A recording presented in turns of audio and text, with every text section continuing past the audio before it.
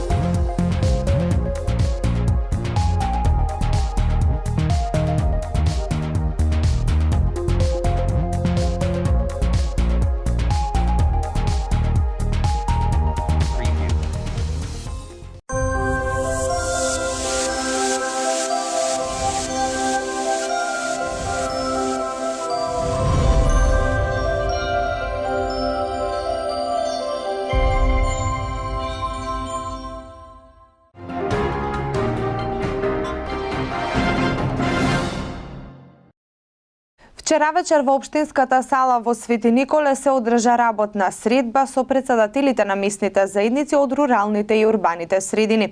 Овие соработки се дел од проектите на Министерството за внатрешни работи, односно Полициска станица Свети Николе и СВР Штип во заедничка соработка ги реализираат подолго време веќе предвидените проекти.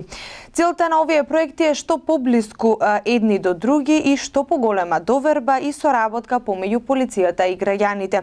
Ова е прва средба во новата година, но предвидени се уште неколку заеднички средби, зависно од потребите и реализацијата на веќе предвидените проекти. Согласно предвидените проектни активности кои што ги имаме за првото тромесечие 2015 година, значи сега сме собрани овде сите председатели на урбаните и местните заедници да ја разгледаме досегашната соработка која што имавме во текот на 2014 година, како и да договориме понатамошни активности во делот на реализирањето на проектните активности.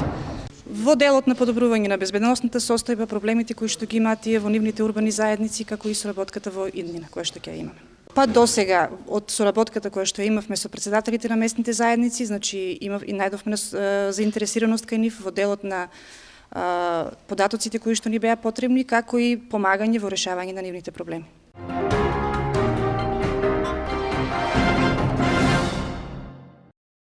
Општина Свети Николе како дел од Вардарскиот плански регион денес беше домаќин на 10-та седница на Вардарскиот регион, предводена од председателот Чадиев.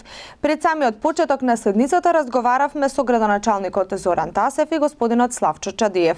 Она што е воочливо од оваа соработка е многута проекти кои ги имаат во својата програма, дел од нив се реализирани, а дел веќе чекаат за реализација, а единствена цел е со заеднички сили да се излобира и реализира што повеќе проекти со цел подобрување на економијата и развивање на 9 општини кои се дел од Вардарскиот плански регион. Денеска општина Свети Николе е домаќин на градоначалниците од Вардарски плански регион. Имаме работна средба, состанок во кој што ќе се разгледуваат повеќе точки кои што се од есенцијално значение за развој на Вардарскиот плански регион. Ние и минатиот пат кажавме и сега ќе кажеме каде си, таму си, добро е да соработуваш, да учествуваш, да бидеш дел од случувањата, затоа што ако не соработуваш и не си дел од случувањата, тогаш не можеш ни да бидеш во текот со настаните. Ние сметаме дека Свети Николе како општина само ќе добие и не може да изгуби од ако учествува и биде соработник во Вардарски плански регион, иако нели имаше одредени реакции околу тоа, меѓутоа денес како домаќини сметаме да добро ќе се покажеме, добро ќе организираме состанокот, председателот и другите градоначалници ќе донесат конкретни заклучоци и предлози од кои што верувам дека ќе има полза и општината и граѓаните на општина Свети Николе, а соработката ќе ја продолбочиме со општините со кои што можеме да соработуваме. Целта на здружувањето е преку регионални проекти да се достигне она што не може преку сами.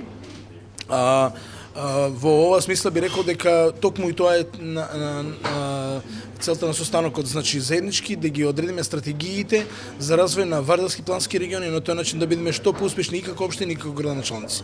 Добро, денес имаме задоволство ние 9 градоначалника од Вардарскиот регион да бидеме присутни во вашиот град, во Свети Николе, да бидеме гости на вашиот градоначалник господинот Тасев. Истовремено денес ја закажав како председател 10-та седница на Советот на Вардарски регион, каде што имаме 12 точки, кои што 12 точки се веќе е доставени како предлог на имење до сите градоначалници. Тука е карактеристика да имаме неколку сегменти, значи едната е ќе определиме, ќе го разгледуваме извештајот од изминатата година, сите проекти што ги направил Вардарскиот регион. Втората е планот, програмата во наредниот период за работа на Вардарскиот регион. Имаме тука неколку точки за аплицирање на поделени грантови што ќе се десат и најпосле она што го планираме денески да го изненадиме вашиот градоначалник. За прв пат како региони имаме право да учествуваме во распределава на средства по програмите за рурален развој и ќе дадеме предлог да оваа година Вардарскиот регион првиот проект го направи заедно со општина Свети Николе. Тоа значи дека континуирано водиме сметка за равномерност во проектите што може да ги издействуваме преку Вардарскиот регион и истовремено со оглед на тоа дека ќе се презентираат сите проекти што се изработени во изминатата година, со задоволство како председател на регионот и моите колеги градоначалници може да кажат дека моментално водечки регион меѓу 8 региона во републиката е Вардарскиот регион. Сето она што е сработено, сето на што сме успеле донации да донесеме и со оние планови што ги планираме за наредниот период, меѓу кои ќе чуете дека веќе подготвуваме на оваа седница да имаме гости за винската рута, односно од најразвиениот регион за винопроизводство во Европа од Алзас. Веќе се пристигнати проект менаџерите во тоекот на вчерашниот ден и веќе во април месец ќе имаме посета од најеминентните стручњаци за производство на вино на Република Франција, по-конкретно од Алзас регионот. Значи ли ова дека се става акцент можеби на овој проект? Да, апсолутно ставаме акцент на овој проект, веќе обезбедивме одредени средства и од UNDP, меѓутоа мора да нагласам дека сиот овој проект, значи сите средства се обезбедуваат и од страна на Стопанската комора на Алзас. Во сегментот бидејќи доваѓа и преседателот на винопроизводителите на Република Франција. Тоа значи дека нашиот регион е карактеристичен токму и во тој сегмент. Знаете дека сме ние главен винопроизводителски регион во Република Македонија, меѓутоа тука гледаме само продлабочување што повеќе во соработка со регионите. Ние веќе оставивме средба и во наредниот период ќе одиме градоначалниците во посети на регионот Голенов во Република Полска. Тоа значи дека континуитетот на соработка и размена на меѓународни искуства е секогаш добродојден и со задоволство да го правиме. Сега наистина голема благодарност председателот, почитуваниот градоначалник Чадиев ми изненади со овој заклучок кој што го кажа дека Свети Николе ќе биде првата општина која што ќе преку нели регионалните проекти ќе учествува во оваа апликација за рурален развој. Голема благодарност за посветата што ни давате и за вниманието и за оваа помош која што навистина е добродојдена за општината и за сето она што значи помош од страна на институциите кои што обезбедуваат средства. Јас само сакам да напоменам дека значи преку она што го кажа председателот, преку регионите се остваруваат средбите, меѓутоа и економските соработки. Ние како општина Свети Николе веќе почнавме да истапиме во контакт со една огромна руска општина која што е спремна да се збратими, а во тоа во целокупните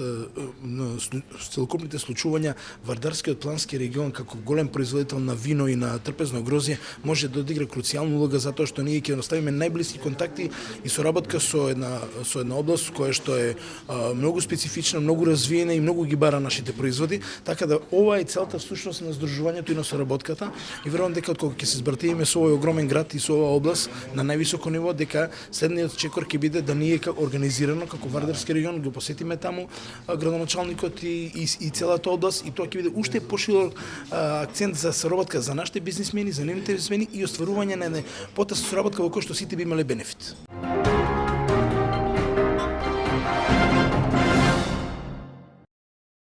Меѓународниот славјански универзитет Гаврило Романовиќ Државин Свети Николе и Филозофското друштво на Македонија за прв пат годинава организираа предавање по повод месецот на британската филозофија, каде предавачи беа двајца еминентни професори од Оксфордскиот универзитет Велика Британија. Иако веќе 3 пати има доаѓано во Македонија, ова е негово прво гостување во Свети Николе и е воодушевен од приемот и соработката со Славјанскиот универзитет, а за причината и идните планови поврзани со Македонија, односно Свети Николе, во продолжение од разговорот со професорот. Јас сум навистина среќен што сум овде во Македонија и мојата сопруга и јас навистина ја сакаме оваа земја, ни се допаѓа и тоа е причината зашто сме овде еве веќе по трет пат. Од академска гледна точка сметам дека студентите, но и професорите, кадарот на универзитетот овде има можност да ми пружи интелектуална стимулација. Исто така и моите колеги и пријатели се доволно љубезни да ми прикажат разни аспекти од животот во оваа земја. Посетуваме археолошки наоѓалишта, исто ми го прикажа убавиот град Охрид. Исто така сме заинтересирани за храната и сите љубезни луѓе кои се овде присутни.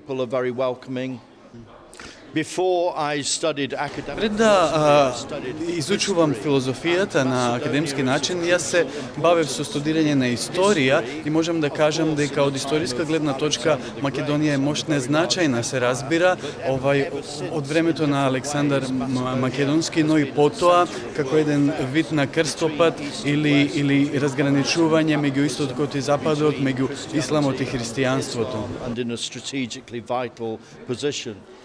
Доколку имам таа можност и привилегија повторно да ја посетам Македонија, секако би нашол големо задоволство во тоа што ќе учам уште повеќе за историјата на оваа земја, но исто така наоѓам големо задоволство во тоа што можам да воспоставам размена со интелектуалците во оваа земја, што можам да научам од нив и исто така да дадам некакво знаење.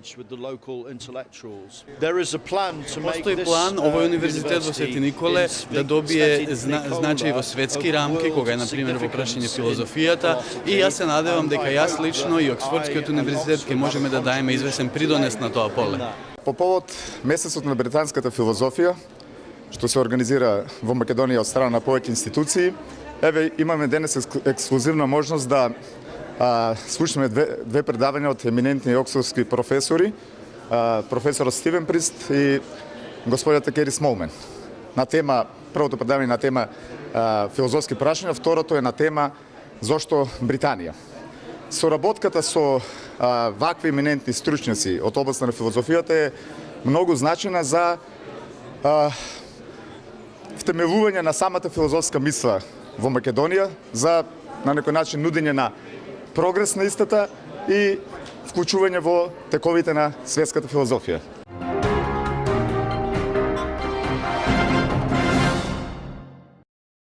Преку геопорталот што го воспостави Агенцијата за катастар на недвижности, граѓаните и инвеститорите од денеска можат од дома да проверат дали низ нивна или друга локација за која се заинтересирани поминува инфраструктурен објект. Од сега евидентните оптички и бакарни кабли, кабли за принос на електрична енергија, гасоводи, водоводи, канализации, трафостаници, базни станици, антени и други инфраструктурни објекти ќе бидат видливи на геопорталот, известуваат од Агенцијата за катастар на недвижности. Во случај низ земјишта на граѓани со решена собственост да поминува каква било инфраструктура и за тоа има имотен лист, може да побара надомест од операторот на таа инфраструктура, а искуствата покажуваат дека најчесто се постигнувале договори за еднократен надомест. Согласно Законот за собственост и други стварни права, поминувањето на една недвижност преку друга е регулирана со службеност. Граѓаните имаат право да си ги решат имотно-правните работи со имателите на овие инфраструктури по пат на службеност. Ќе треба да се договорат околу службеноста, како имателот на таа инфраструктура ќе влегува во дворот на граѓанинот со цел да пристапат до инфраструктурата. Договарањето секогаш е доброволно, а во спротивно оди по судски пат.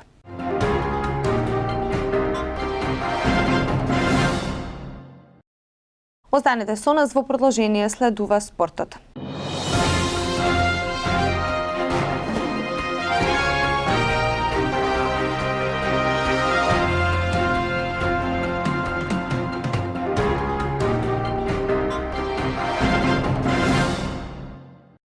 А еве што одвоивме од спортот. Си заминаа скоро сите правотимци на Металург Червар. Додека постои клубот, ќе сторам се за да помогнам. Рамос надвор од терените 5 до 6 седмици. Почнуваме веднаш.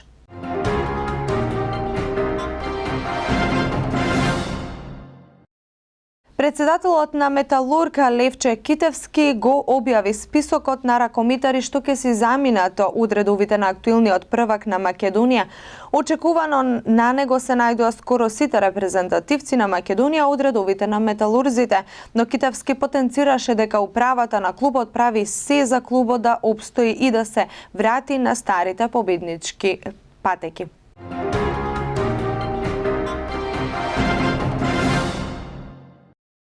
Тренерот Лино Червар е подготвен да остане на клупата на Металург и да помогне клубот да ја надмине големата криза со која се соочува.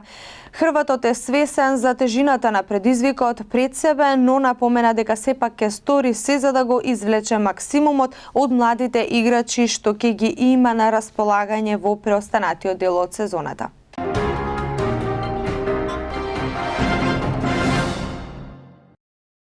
Проблемите за Карло Анчелоти со повредените фудбалери се уште поголеми. Шпанските медиуми открија дека дефанзивецот Серхио Рамос ќе паузира и подолго од првичните претпоставки. Може да се случи тој да биде надвор од терените 5 до 6 седмици наместо првичните предвидени 3 седмици. Анчелоти во наредните 2 месеци нема да може да смета ниту на Джеймс Родригес, кој вчера беше опериран по скршеницата на петата метатарзална коска на десното стапало.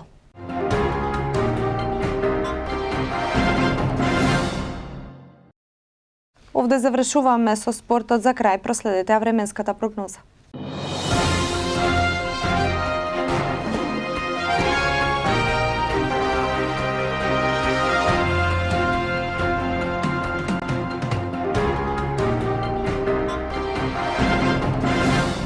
Денес имаме облачно време со врнежи од дожд, на планините од снег. Предпладне врнежите се поинтензивни во западните делови, а околу пладне и попладне ќе се поместуваат во источните делови од земјава.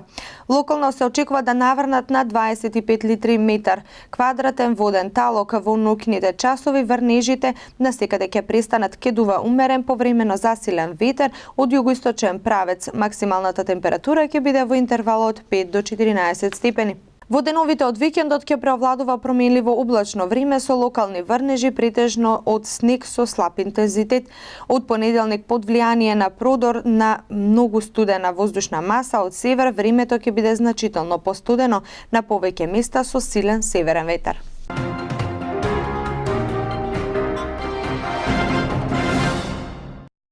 Да се надеваме дека овие повторни врнежи нема да нанесат уште поголема штета и на така веќе поплавеното население.